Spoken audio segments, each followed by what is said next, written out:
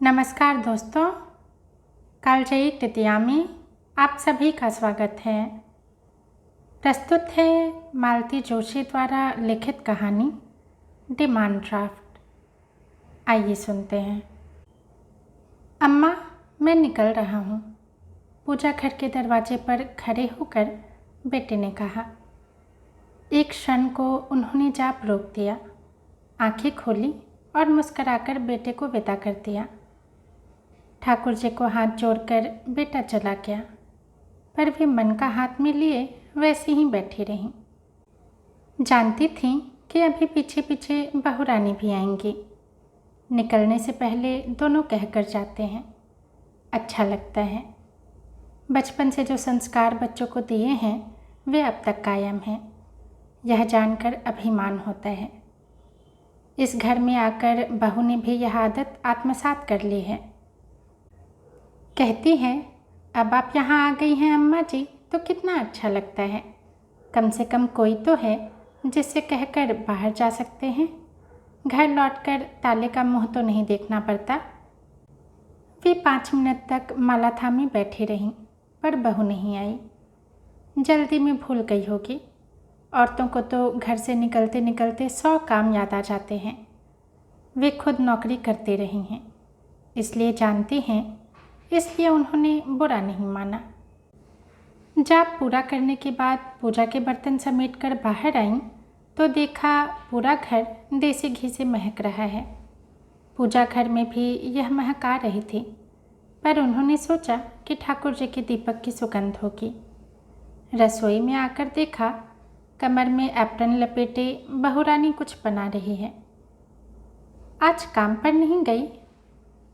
प्रश्न पूरा होते होते ही उन्होंने देखा कि बहुरानी गुलाब जामुन बना रही है। 15-20 चाशनी में पड़े थे, 15-20 कढ़ाई में तैर रहे थे और इतने ही परात में बने रखे थे। आज त्योहार है कोई? मुझे तो आजकल कुछ याद ही नहीं रहता। त्योहार ही समझ लीजिए, बहुरानी ने मुस्करा कर कहा। आज बॉबी का बर्थडे है। बॉबी का बर्थडे है? हे भगवान, मुझे यह क्या हो गया है। बॉबी का बर्थडे भी याद नहीं रहा। उज्जैन में थी तो 8 दिन पहले से सबको कार्ड भेज देती थी, और यहाँ घर में बैठी हूँ तो याद ही नहीं रहा। यहाँ घर में सबके बीच बैठी है ना, इसलिए याद नहीं रहा। वहाँ अकेली थी तो दिन भर कैलेंडर ही देखती रही होंगी। अच्छा, यह तो बताओ, हमारा बर्थडे बॉय कहाँ है? स्कूल गया है? सो रहा है और मम्मी चक्कर घेरनी बनी हुई फ़ोन ले रही हैं। अच्छा अम्मा जी, इतने गुलाब जामुन बस हो जाएंगे? कितने लोग हैं? और भी तो कुछ बनाओगी? हाँ, पुलाव बना रही हूँ। इनसे कहा है जाते हुए केक का ऑर्डर देते जाएंगे। आप दही बड़े बना देंगी।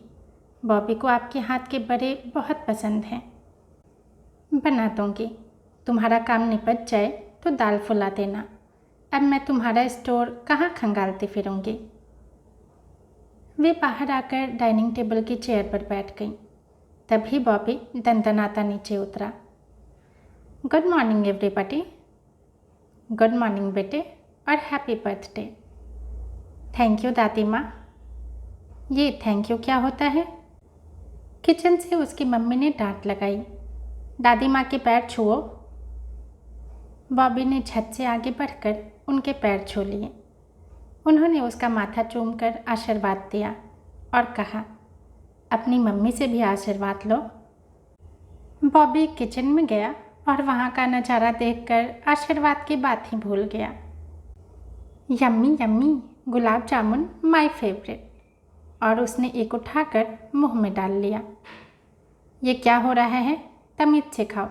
प्लेट लो, चम्मच लो। उनका मन हुआ कि कहें पहले ठाकुर जी को भोग तो लगा लो, पर जब्त कर गईं। उन्हें अपनी सास की याद आ गई। वे कहती थीं, भोग के लिए बच्चों को मत तरसाया करो, आखिर सब कुछ इन्हीं बाल गोपालों के लिए तो है। अपने कमरे में जाकर वे 500 रुपये का नोट ले आईं। बॉबी डाइनिंग टेबल पर बैठकर खाने में मगन था।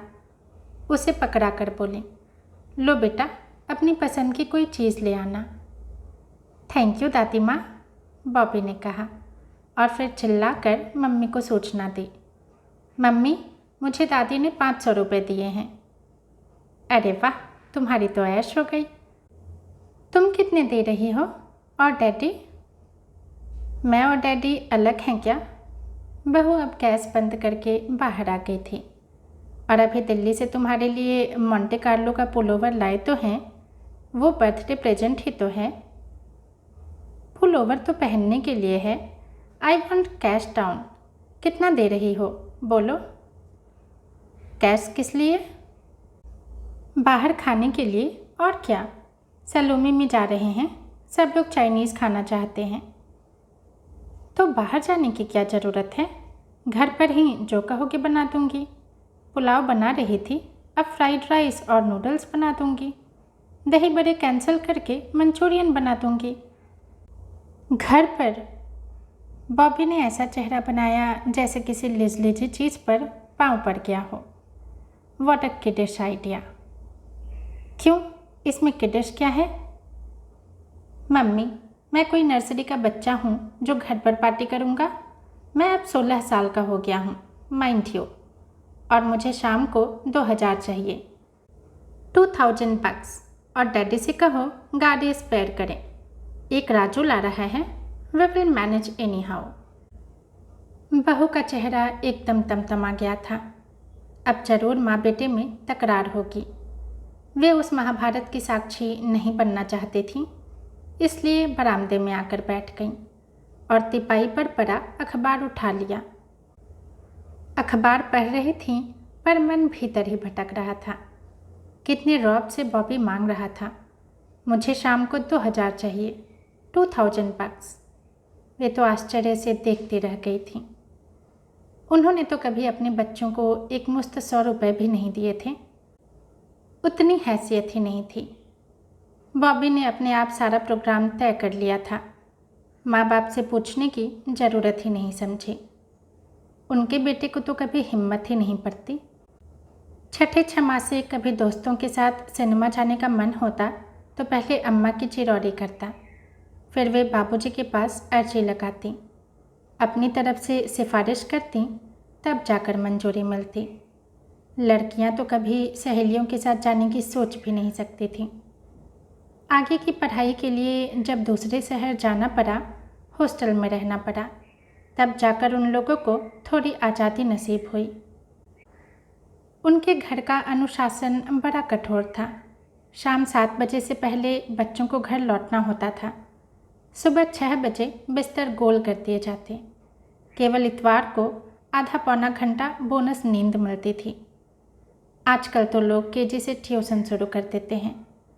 उनके बच्चे बिना ट्यूशन के ही पढ़ गए। ट्यूटर रखने की सामर्थ्य ही नहीं थी। बच्चों के लिए ही तो उन्होंने नौकरी शुरू की थी। ज़्यादा पढ़ी लिखी नहीं थी, इसलिए बहुत अच्छी नौकरी की आशा नहीं थी, पर जो भी काम मिला उन्होंने ले लिया। कुछ तो सहारा होगा। बस एक ही धुन थी कि बच्चे अच्छे से पढ़ लिख जाएं। उनकी नौकरी के कारण घर में थोड़ी असुविधा भी हुई। लड़कियों को पढ़ाई के साथ साथ कभी रसोई में भी हाथ बटाना पड़ा, पर दोनों डॉक्टर बन गईं। बेटा इंजीनियर हो गया। उनका श्रम सार्थक हो गया।